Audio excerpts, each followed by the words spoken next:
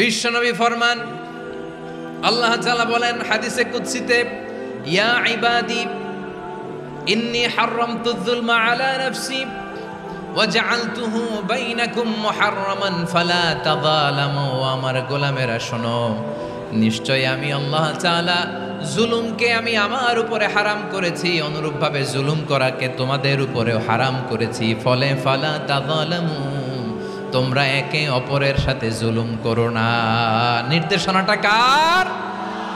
খবরদার, জুলুমের সাথে আমাদের কোনো সম্পর্ক নাই। আল্লাহ তাআলা আদলের আদেশ দিয়েছেন, আদালতের আদেশ দিয়েছেন, সুশাসনের ন্যায় বিচারের আদেশ দিয়েছেন। ইন্নাল্লাহা ইয়ামুরু বিল আদল, আমাদেরকে আদল প্রতিষ্ঠা করতে হবে। জুলুমের সাথে ইসলামের কোনো সম্পর্ক নাই। আল্লাহ তাআলা জালিমদের জন্য কঠিন শাস্তি প্রস্তুত করে রেখেছেন। যারা এই আদলকে ভুলণ্ঠিত, কখন রাত কিচ্ছু জানে না।